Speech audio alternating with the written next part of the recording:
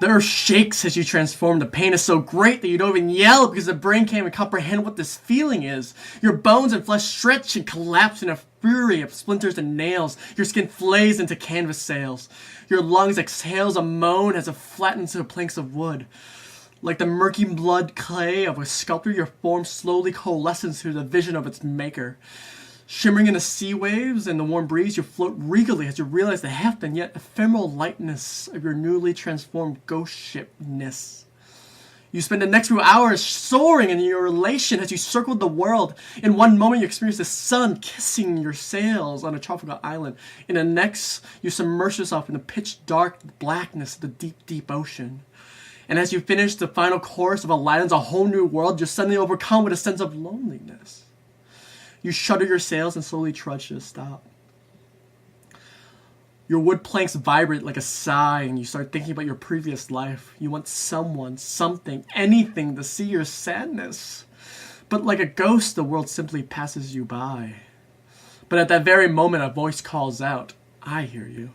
Your sails perk. You spin around looking for who it is, and you realize instantly who it is. It's God. "Let me explain why I made you into a ghost ship," God says, as you feel feet gently land on your deck. "But first, travel downwards." You comply to the kind yet firm command. You sink downwards past the deep depths of the ocean, past the layers of rock, past the molten lava, deep, deep down into what you realize must be hell. A chorus of voices ache out to you, and the anguish causes you to hesitate. Let them on, God tells you. And when everyone boards, you start to float off, past the earthly boundaries and into the vastness of space. And so then God starts to tell his story. The pronoun his, you learn, is for narrative simplicity and not for marked reinforcement, gender politics that structured the society in your previous life. He begins. "Now, all the stories you heard about me are true." He paused. "The tricky thing is that all the stories are true. God, Allah, Zeus, Mother Nature, they all were, is, and will be me at some point. I, like my creations, had to grow up. I created the first universe in the pureness of my childhood. The free-swimming microbes in the ocean floated like my imagination when I was young.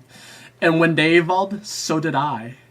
The Greeks saw my hormonal teenage years as I selfishly asked for goat sacrifices, and as Zeus I slept around, and then as Hera I felt guilty about it. It was a rather schizophrenic time.